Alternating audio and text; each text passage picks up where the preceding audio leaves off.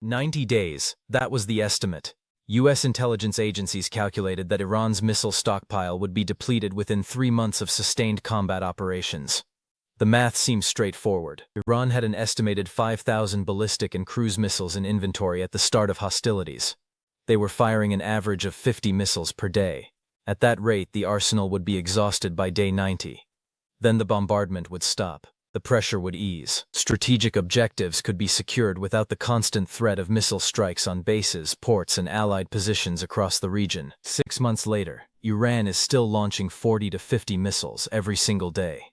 The bombardment has not slowed, the stockpile has not collapsed, and US intelligence is now revising its assessment of what went wrong. The original calculation was not incorrect based on the information available at the time. Iran did have approximately 5,000 missiles in storage facilities, military depots, and mobile launcher units scattered across the country. Satellite imagery had confirmed the locations. Human intelligence had provided corroborating details.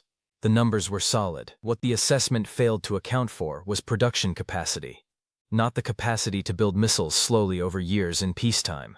The capacity to manufacture them at scale, under wartime conditions while absorbing airstrikes designed specifically to destroy that capability. Iran has been preparing for this scenario for 2 decades. Not just stockpiling missiles, building the infrastructure to produce them continuously, even under sustained attack, and they built that infrastructure deep underground in reinforced facilities designed to survive anything short of a direct nuclear strike. The first underground production complex was identified by US satellites in 2019. Located in the mountains northeast of Tehran. The facility entrance was visible from above, a heavy blast door built into the side of a mountain, with vehicle tracks leading to and from the site. What satellites could not see was the scale of what lay beneath. Tunnels extending hundreds of meters into solid rock. Assembly halls carved out of the mountain itself. Storage chambers, machine shops, quality control stations, electrical substations, ventilation systems, everything needed to manufacture ballistic missiles from raw materials to finished weapons. The depth of the facility was estimated at 80 meters below the surface. That number is critical.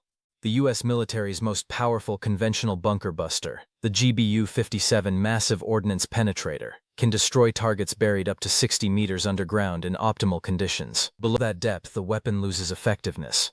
The facility was built just beyond reach. Additional sites were discovered over the following years. By 2024, intelligence agencies had identified 12 separate underground production complexes. Some were concentrated in mountain ranges where the geology provided natural protection. Others were built beneath urban areas, where attacking them would risk massive civilian casualties. All of them were deep. All of them were hardened, and all of them were operational. Each facility operates independently, with its own supply chain, workforce, and production schedule. If one site is damaged or destroyed, the others continue operating without interruption. It's a distributed system designed for resilience. There is no single point of failure. Production capacity estimates vary, but the consensus among intelligence analysts is that each major facility can produce between 150 and 200 missiles per month. With 12 facilities operating at full capacity, total monthly output is approximately 2,000 missiles. Not all of those are long-range ballistic missiles. The production mix includes short-range systems like the Feta 110, with a range of 300 kilometers and a unit cost around $100,000. Medium-range systems like the Zelzal 2, extending to 500 kilometers at roughly $150,000 per unit, and long-range platforms like the Shahab 3, capable of striking targets 1,200 kilometers away, with a unit cost approaching $500,000. The average production cost per missile, accounting for the mix of types being manufactured, is estimated at $250,000. Monthly production of 2,000 missiles costs Iran approximately $500 million. Over 6 months, total production expenditure is $3 billion.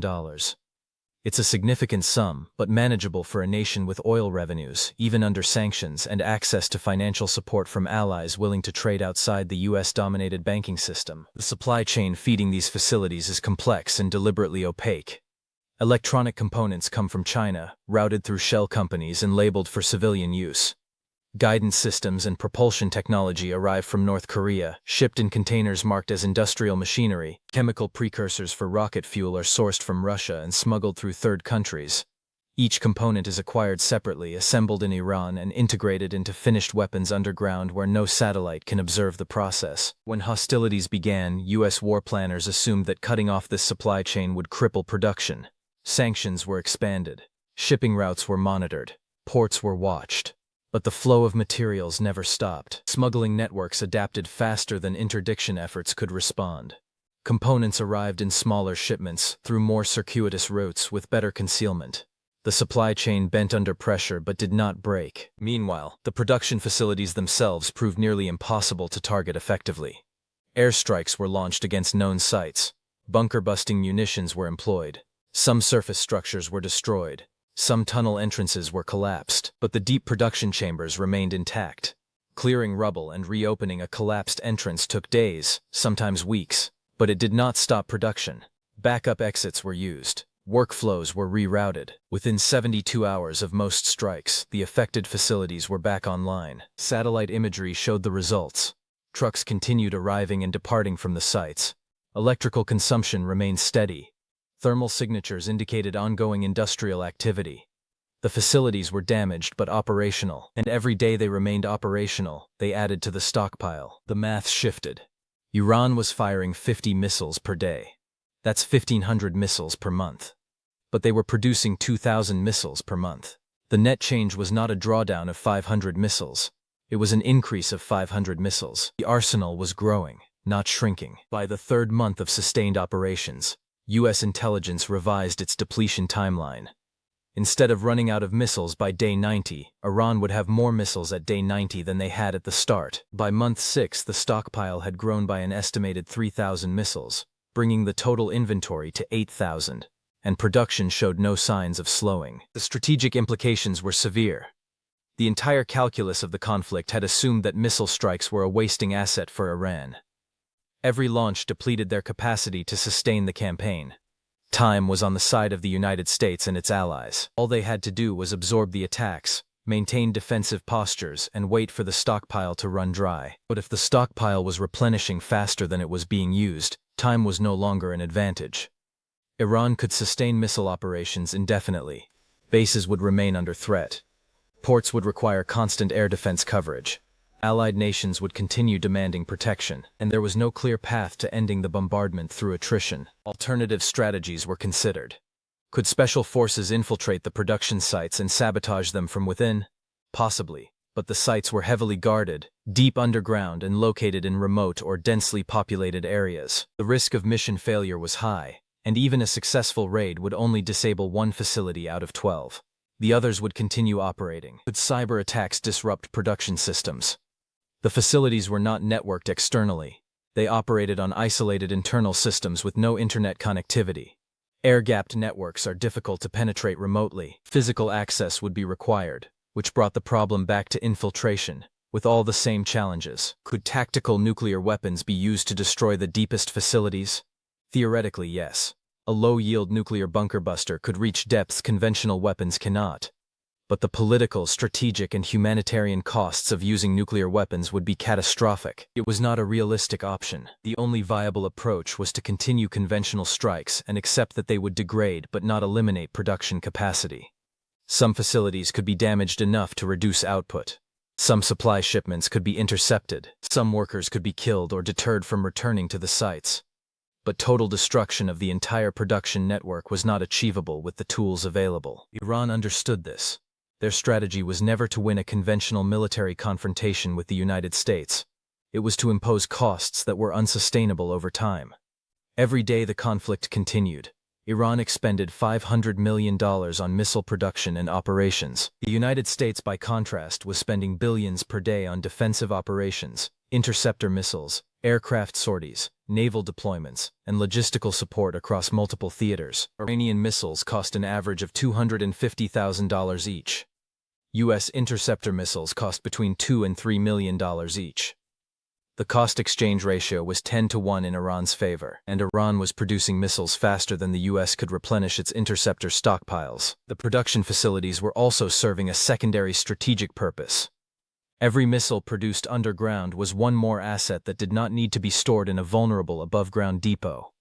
Traditional storage sites could be identified and destroyed. Underground production allowed Iran to manufacture weapons and move them directly to mobile launchers without ever exposing them to surveillance or attack during a storage phase. Mobile launchers compounded the problem.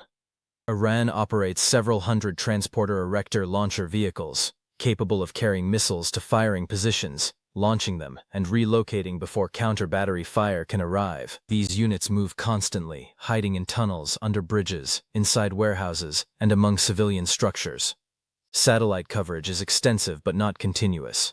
A launcher can move into position, fire, and displace within 30 minutes. By the time reconnaissance assets locate the firing position, the launcher is gone. This combination of underground production and mobile launch capability created a system that was extraordinarily difficult to suppress. Missiles were being made in facilities that could not be destroyed. They were being moved by launchers that could not be tracked continuously, and they were being fired at a rate that defensive systems could not sustainably counter. By month 4, the pattern was clear. Iran launched an average of 48 missiles per day. Some days saw concentrated barrages of over 100 missiles targeting specific installations. Other days saw scattered launches designed to keep defensive systems active and crews on alert. The tempo varied, but the pressure never stopped. U.S. bases absorbed repeated strikes. Most were intercepted by Patriot and THAAD batteries. Some got through. Runways were cratered, hangars were damaged, fuel depots were hit. Repair crews worked around the clock to restore functionality, and the next wave of missiles arrived before repairs were complete. Naval vessels at sea faced similar threats. Anti-ship ballistic missiles launched from mobile platforms along the Iranian coast forced carrier strike groups to operate farther from the littoral zone, reducing their ability to project air power inland. Destroyers equipped with Aegis systems intercepted incoming threats, but magazine capacity was finite. Every engagement brought the fleet closer to the point where ammunition would need to be replenished at sea, a slow and vulnerable process. Allied nations hosting U.S. forces demanded increased air defense coverage. Patriot batteries were spread thin across dozens of sites. Interceptor stockpiles were drawn down faster than production facilities in the United States could replace them. Contractors were authorized to increase output, but missile production is not something that scales quickly. Precision components, quality control, and testing requirements limit how fast new interceptors can be delivered. At current consumption rates, U.S. interceptor inventories would be critically low within 8 months. Iranian missile inventories, by contrast, would be higher than they were at the start of the conflict. The production facilities continued operating. Shifts ran 24 hours a day. Workers lived on-site in underground barracks, minimizing exposure to surveillance. Raw materials arrived in trucks that drove directly into tunnel entrances, unloaded and departed without stopping. Finished missiles were transported out the same way, moving immediately to launcher units waiting in concealed positions. Satellite imagery showed the activity but could not stop it. Airstrikes damaged surface infrastructure but left the deep chambers intact. Intelligence gathered targeting data, but there were no weapons capable of reaching the production floors 80 meters underground. Iran had built an arsenal that could not run dry. And 6 months into sustained combat operations, that arsenal was larger than it had ever been.